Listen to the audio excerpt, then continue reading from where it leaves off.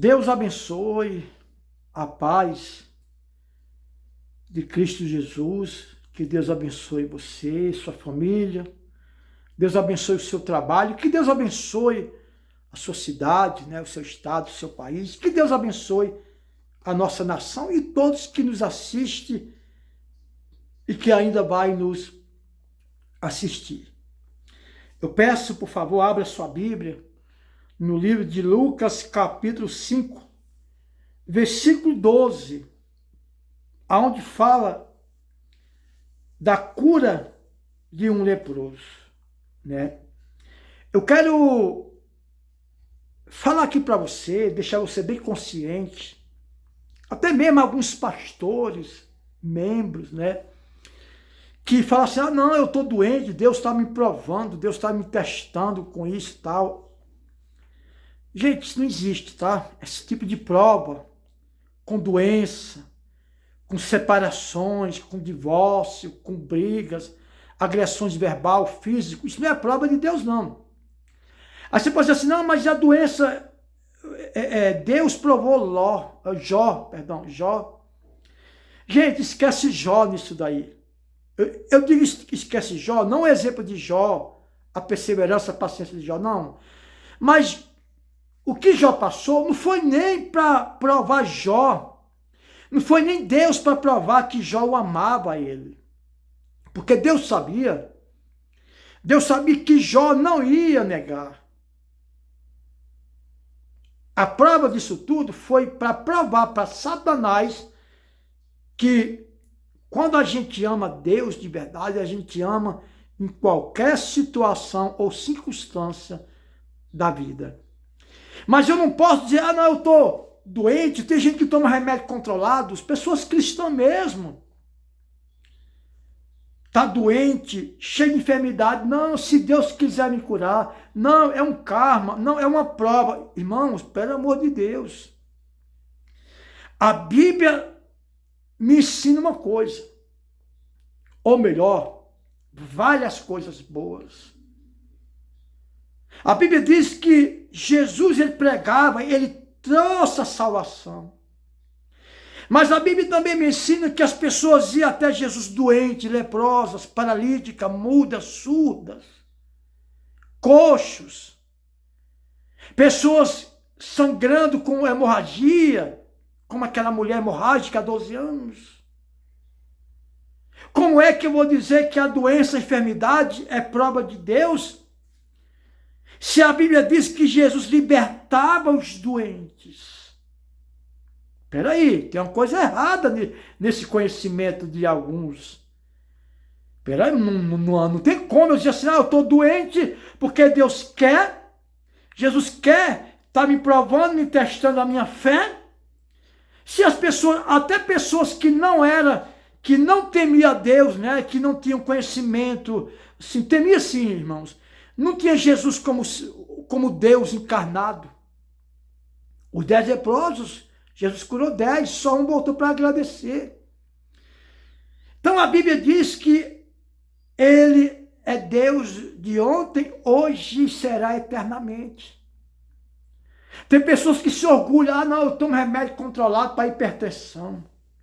Eu uso um marca-passo, eu uso meu remédio de tabela, de 6 em 6, de 8 em 8, de 12 em 12. Então, tem uns que até falam, né, que, vou tomar meu remédio, tá? Tem um prazer de dizer que vai tomar um remédio. Né? Tudo bem, tome, mas não tenha prazer nisso, porque isso aí, Deus não quer, irmãos. Doença, enfermidades. Deus não quer que você viva como marionete fantoche nas mãos de médicos. Lógico que não. Boneco de experiência, né? Então, a palavra do Senhor diz aqui em Lucas 5, capítulo 5, versículo 12, diz assim, a cura de um leproso, né? Aconteceu que, estando ele numa cidade, veio à sua presença um homem coberto de lepra. Lepra hoje, irmãos, são Aliás, naquele tempo era como fosse câncer, né? Várias feridas. Como hoje também. Lepra é uma doença que muitos dos médicos se baseiam como o câncer, né? Complicado, gente.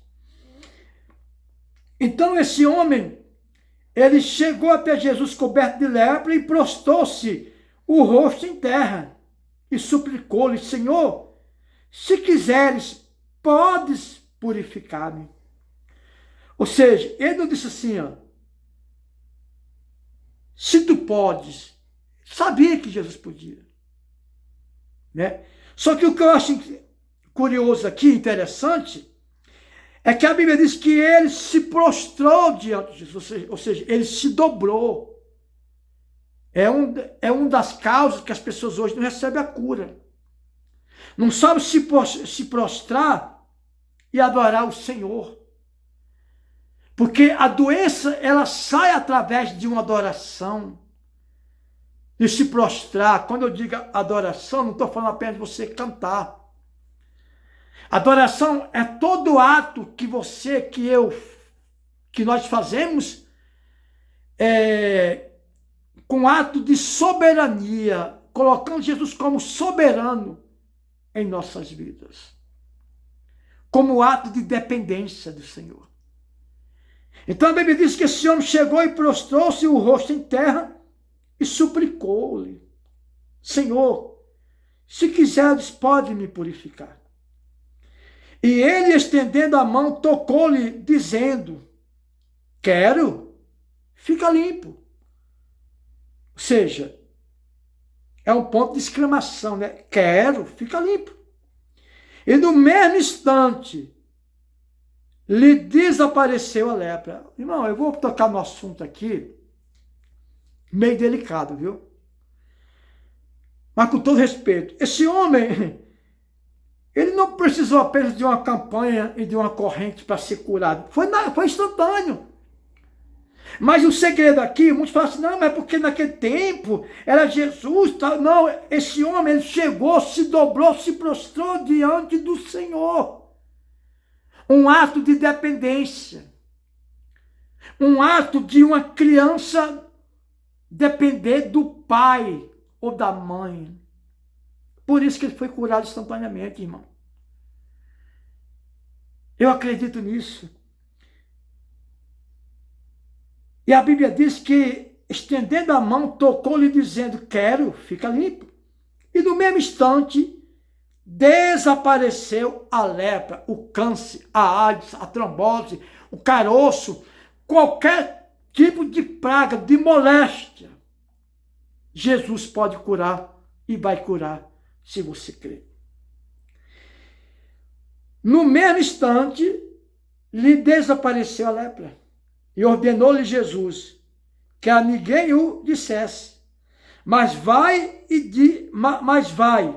disse, mostra-te aos sacerdotes e oferece pela tua purificação um sacrifício que Moisés determinou para servir de testemunho ao povo. Você vê que, parando aqui no versículo 14, você vê que Jesus, ele mandou o quê?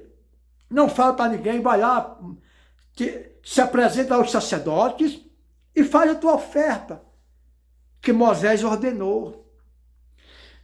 Só que, irmão, essa oferta, tem pessoas que até hoje ignoram o ato de oferta, né?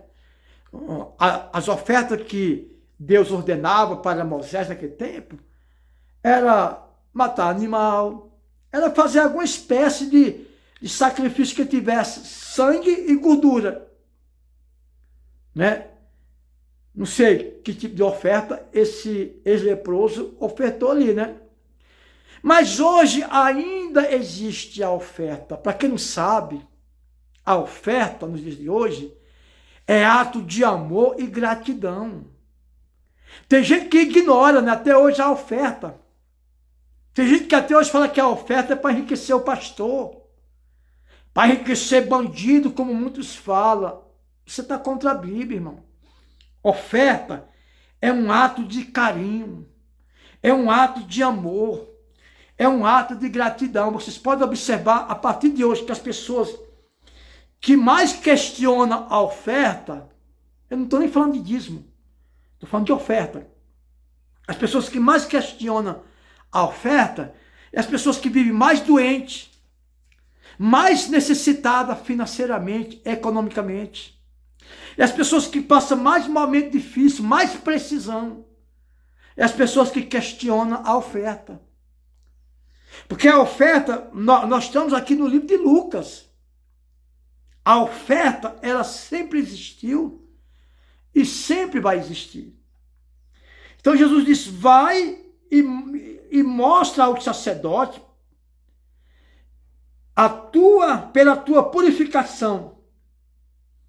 Oferece o sacrifício que Moisés determinou para servir de testemunho ao povo. Porém, o que se dizia a seu respeito, cada vez mais se divulgava, e grandes multidão influía para o ouvirem e serem curado de suas enfermidades. Ele, porém, se retirava para lugares solitários e orava. Duas coisas que eu vou falar aqui. Irmãos, você pode ir aí, viu? É Lucas 5:12.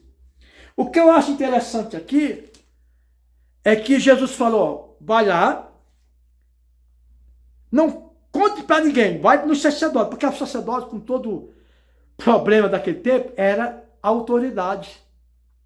Como hoje o pastor é uma autoridade eclesiástica ou eclesiástica.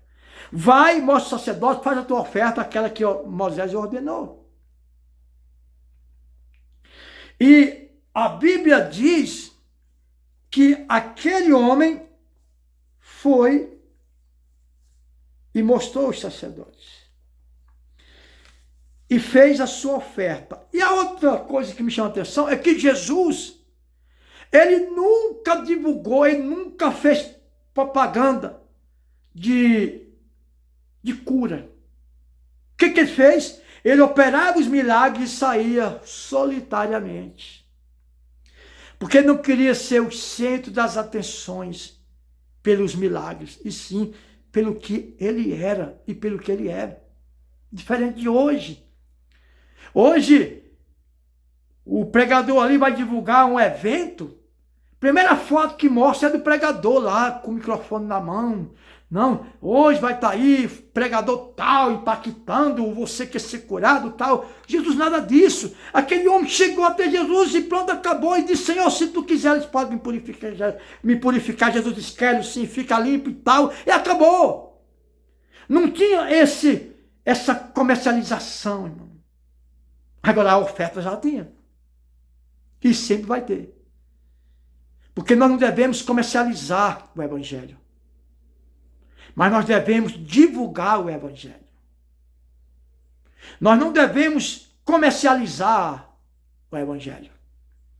Mas devemos divulgar o evangelho. E para divulgar o evangelho, aquela oferta que aquele ex-leproso ofertou, faz parte de divulgar o evangelho.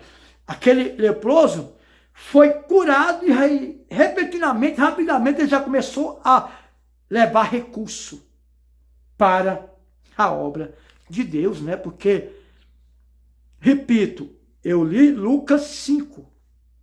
A oferta sempre vai existir.